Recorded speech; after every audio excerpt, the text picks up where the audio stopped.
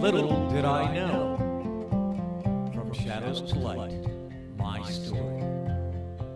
Chapter 1. From Shadows to First Light.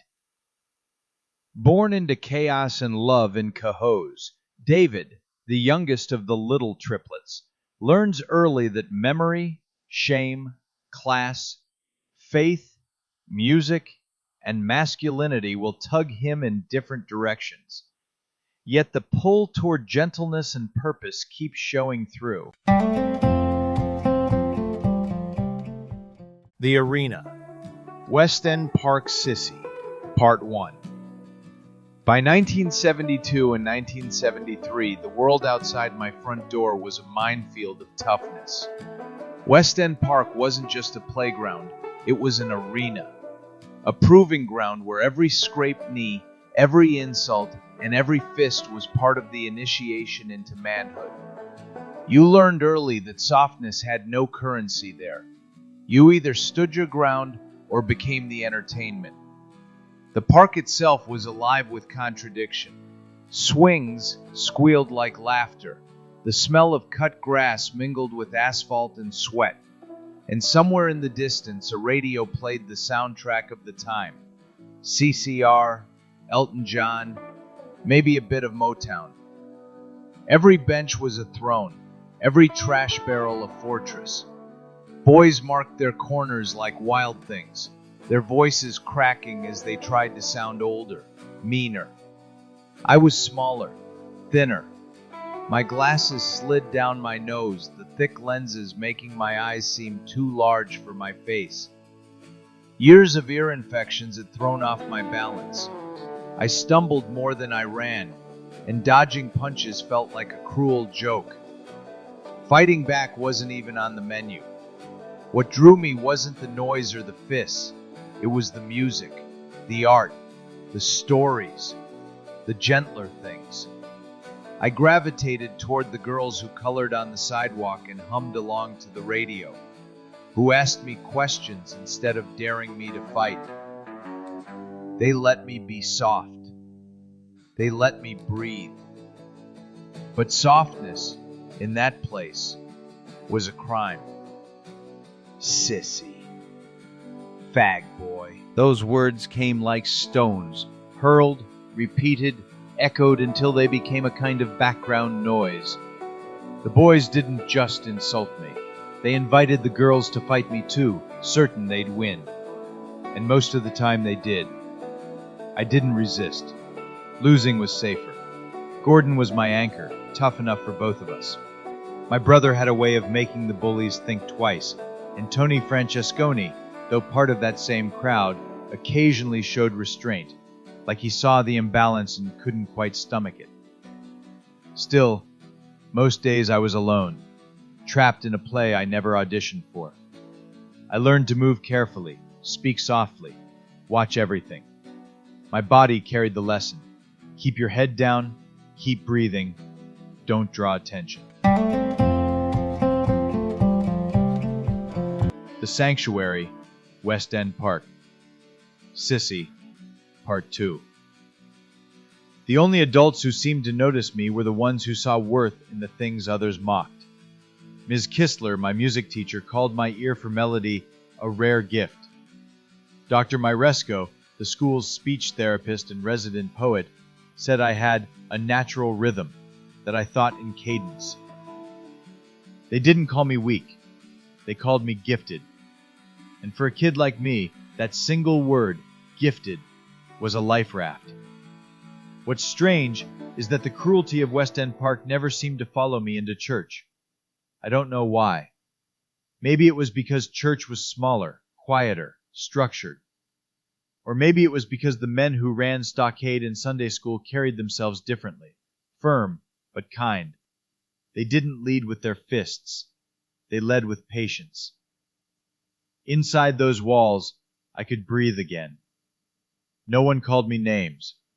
No one cared that I sang too high or cried too easily. I think that's what sanctuary really means. Not just safety, but a place where your spirit can stretch without fear of being stepped on. Outside, the world was a test I was always failing. Inside, I could rest. I could imagine being more than the words they used to define me. Maybe that's why I kept going back. Not for the sermons, not even for the songs, but for the silence between them. The space where I could finally just exist. Those words came like stones, hurled, repeated, echoed until they became a kind of background noise. The boys didn't just insult me. They invited the girls to fight me too, certain they'd win. And most of the time they did. I didn't resist. Losing was safer. Gordon was my anchor, tough enough for both of us. My brother had a way of making the bullies think twice, and Tony Francesconi, though part of that same crowd, occasionally showed restraint, like he saw the imbalance and couldn't quite stomach it. Still, most days I was alone, trapped in a play I never auditioned for. I learned to move carefully, speak softly, watch everything. My body carried the lesson. Keep your head down, keep breathing, don't draw attention.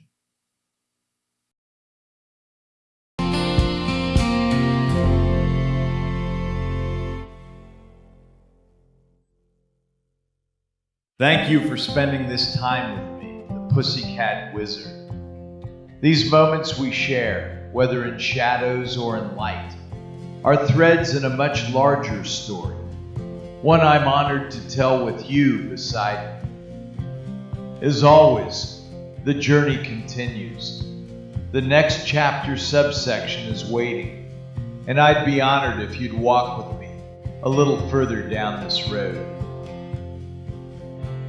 Until then, keep the wonder alive, and I'll see you in the next episode of Little Did I Know.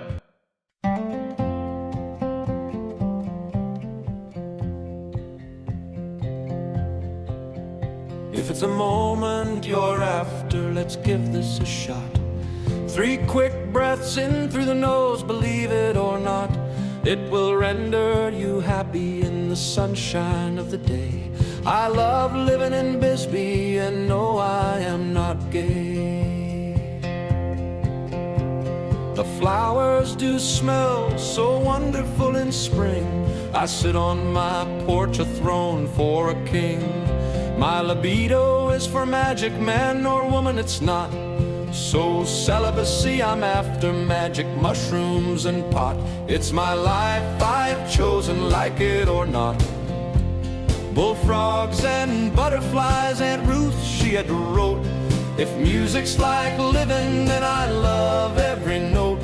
Bullfrogs and butterflies and plenty of pot.